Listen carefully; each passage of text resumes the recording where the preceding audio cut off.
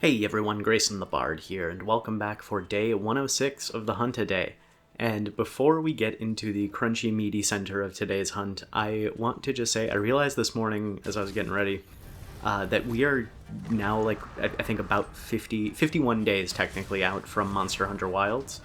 And so I know that Capcom is going to be ramping up their marketing, they're going to be showing a lot more trailers, they're going to be showing a lot more monsters. And so I just want to say, just for anyone who is not aware, a big part of this challenge for me as well is that I am trying to stay spoiler-free on Monster Hunter Wilds as possible. I'm probably going to say some variation of this every video until the end from here on out, just to remind people. So please, if I am talking about a monster who is going to be showing up in Wilds, if they show a returning monster, please don't tell me. I don't want to know. I want to be surprised when I play the game for the first time. But keeping that in mind, today we are talking about a monster who I unfortunately don't think is going to be back in Monster Hunter Wilds, and that is Pukei-Pukei, which sucks to say because I love this goober so goddamn much. Of the three main early game poison monsters that I can think of, you got Great Roggy, Gypsaros, and Pukei-Pukei. Pukei-Pukei is the best. Pukei-Pukei is my favorite.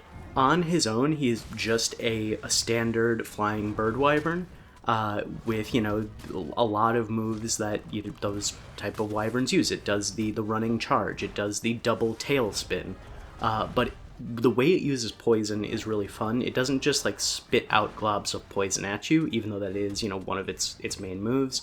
It shoots out a poison beam that sweeps across the arena.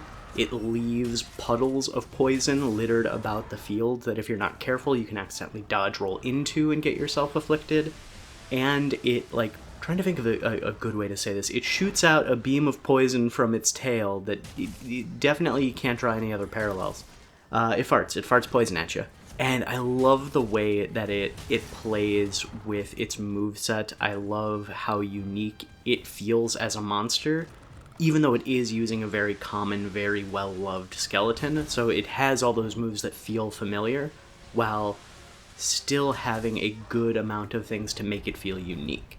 And paired with its design, it just makes for a 10 out of 10 monster. It has a very vibrant color palette. It's very similar, actually, to the Great Macau, who we fought yesterday, except instead of, bright yellows augmenting the greenish blue of its feathers, it just has, a very nice, cool blue-green coloration to it, which I absolutely love. And then when it enrages, it gets these red undertones. Its face flushes, there's little red bits on the feathers, and it is really striking, and I love it. But the creme de la creme, the best part of its design, is his weird chameleon face. I don't know what it is about chameleon monsters. They constantly look stupid. They look goofy. And I love them. I love them so much. Especially when it goes and eats something, and it stores it in its cheek pouch, and it has this kind of chipmunky exaggerated poof to its face. It's so good. It's so fun. And I think it makes a interesting early game fight more so than Great Roggy and Gypsaros both do, which is why I feel like it is more beloved in the community than I think either of those monsters are. Great Roggy is beloved because of its armor. Everyone loves the cowboy armor. And Gypsaros is a monster that exists. On paper, I don't remember if I have him planned for a hunt today. I'll have to go double check. If I do, it's later. Because I was coming down to the wire of what monsters haven't I talked about? I guess I gotta talk about this guy. On paper, Gypsaros is a monster who I like, but who I should like, but I just never did. I think Pukei-Pukei does everything that Gypsaros tries to do, but better. So why don't I think he's going to be in Wilds? He was just in Monster Hunter World, and he was just in Monster Hunter Rise. And knowing kind of the cycle of monster releases, besides Rathalos and Rathian, who have never skipped a game, and Diablos, who has, I think, skipped one game. Check my math on that. I'll check my math on it, I guess, but I think Diablos has only skipped one game. Most monsters will be on a 2-generation kind of cycle of we're gonna have them in this game, and then we're going to let them rest for a little bit and then bring them back. So Pukei-Pukei being both in Monster Hunter World and Monster Hunter Rise, I think he's going to sit out a game. So I'm going to say like a 1 out of 10 for showing up in Monster Hunter Wilds, but a 10 out of 10 for showing up in a future game. Before I went spoiler-free on Monster Hunter Wilds, there was such a huge fan commotion about the little bird that everyone thought was a baby Pukei-Pukei that they had to address it in marketing that, no, this isn't a baby Pukei-Pukei, this is its own thing. The community loves Pukei-Pukei, and so to think it is not going to come back it will. It'll be there. 10 out of 10 to come back in a future non-Wilds Monster Hunter game. I just think it's going to sit out Wilds.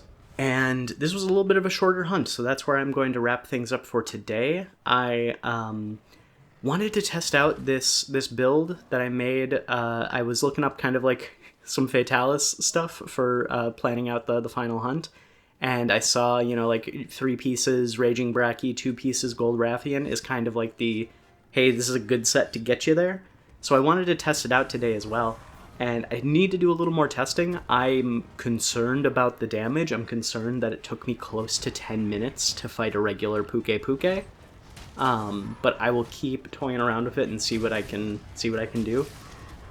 I'm thinking I might try either sometime this week or sometime next week do a little test stream on YouTube to make sure that everything that I used to do streaming wise is still functional and working. And in that I will probably be like testing out the build and stuff like that, but I'll let y'all know in the community post thing if I do that. But until then, like, comment, and subscribe if you want to. Don't if you don't, and until next time, I'll see you next time.